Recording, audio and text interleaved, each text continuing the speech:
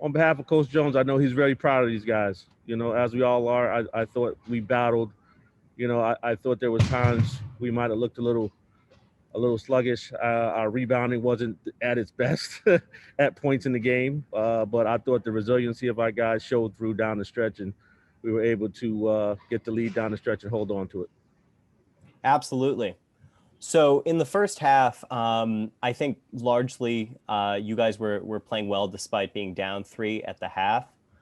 Shooting 58% in the first half, but Holy Cross had 7 3-pointers, 50% from beyond the arc. How did you kind of neutralize their shooting from 3? Well, the first thing we needed to do, I also thought in the first half they had 8 offensive rebounds. Mm-hmm. So they had 8 offensive rebounds in the first half, and they were shooting the ball extremely well from behind the arc. The adjustment coach made at halftime, we just felt that we needed to do a better job on the ball screen action, especially on the side of the floor, where we call it forte ball screen. So on the forte ball screens, where they're trying to go from alley to the ball to the side, we just wanted to do a better job, which would then give our rotations a better opportunity to get to the shooters as they tried to swing the ball quickly. And then also communicate to our weak side guys of who was going to take the basket and who was going to take the rotation at the top. And also, I thought the closeouts, and we talked about this, the closeouts in the first half, we weren't getting close enough. You don't want to foul, but you also have to put a lot more pressure on the shooter. Certainly. So you've played Holy Cross a lot. You now lead them in the season series 3-2. And I think a common factor has always been Austin Butler, and Austin Butler scoring a lot for Holy Cross. Yep. He had 19 tonight. How have you kind of factored that into your game plan approaching Holy Cross? Well, we know he and Gates are a big piece to their team. Starting with Butler, he's their leader. Like, he's their leader. Coaching against him now for a few years, he's an all league player. He's tough as nails. He's just a tough out, and I think the rest of the guys kind of follow his lead along with Gates. So he brings so much to the table because he can score from the three, and then he can take you off the dribble and get to the rim. He can draw fouls, and he's also a phenomenal rebounder for his size and at his position. It's hard to stop guys that can rebound the ball like that. I think tonight he might have had a double-double. I think he had 10 rebounds and 19 points, maybe. I don't have a stat sheet, but yes, so that's he's a spot tough on. he's a tough out. But we put a lot of emphasis on trying to slow him down as much as possible without fouling, and just try to make it as hard as we can and try to match his intensity. So again, a difference between the first half and the second. You guys had a good amount of turnovers in the first half, and then you cleaned that up a little bit in the second half. What can you say about ball control and kind of like going into halftime and working on that? Another key going into halftime, we looked at how we were turning the ball over because it ran. I think it actually led to 14 points for them in the first half, I believe. 14 points in the first half off our turnovers. So, you take those away, you're going into halftime for the lead with the lead, basically. So, we decided to make sure we actually talked to them a little bit more about ball control, doing a better job, not trying to force the ball in areas on the floor that we were trying to force the ball into. Sometimes there are things open up on the court and you see it and you just want to attack sometimes. And they're very good at getting their hands on your balls when you attacking certain areas of the floor. So, we communicated to our guards, especially about not trying to get into those gaps too early, and just trying to take care of the ball at a higher rate so we don't lead to runouts and easy transition baskets that they were getting. Looking at the box score here, a pretty spread out appearances on the box score. Hmm. Jonas had 13, Javante had 13, Walter had 17, and then Hempel and Tynan both had 8 off the bench.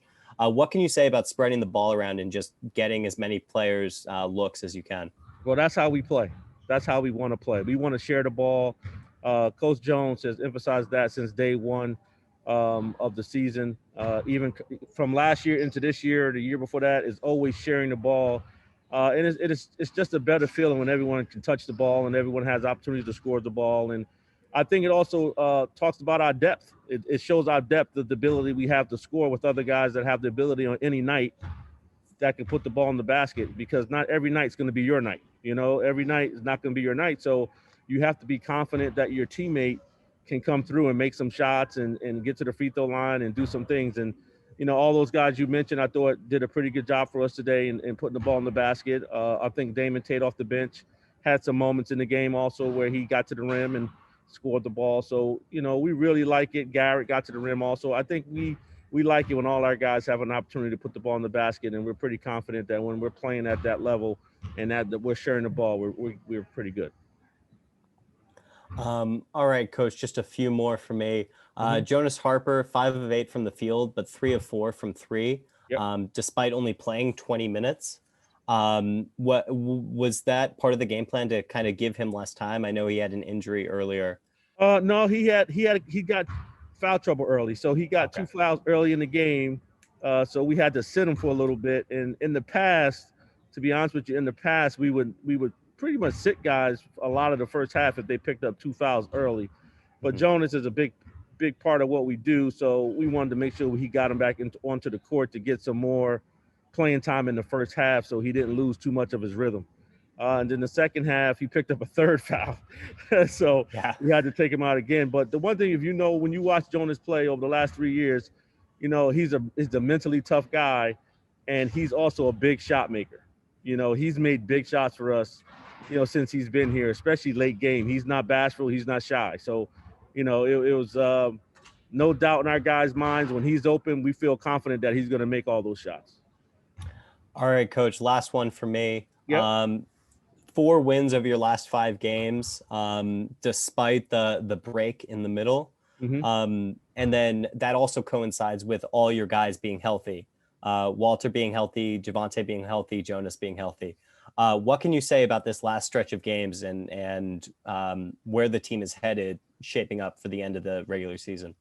Well, to be honest, I thought we played pretty well at Lafayette. We had a pretty nice weekend there, and then we had a little break in the action, so to speak. Which, and watching this game, playing this game, there's a lot of rhythm that goes into this in a team sport. Rhythm is important. Momentum is important. The connection on both ends of the floor is important because, you can have a guy playing great on offense, but he's lost on defense and vice versa. So to try to get that continuity together on both ends of the floor is very important. And so plumbing out for Lafayette, we felt pretty good about how we looked. And then getting into the game with Holy Cross, obviously the Colgate game we didn't get to play, but then we got into the games against Holy Cross, and you can see a little bit more after that first game where we didn't play particularly well and we looked out of sync.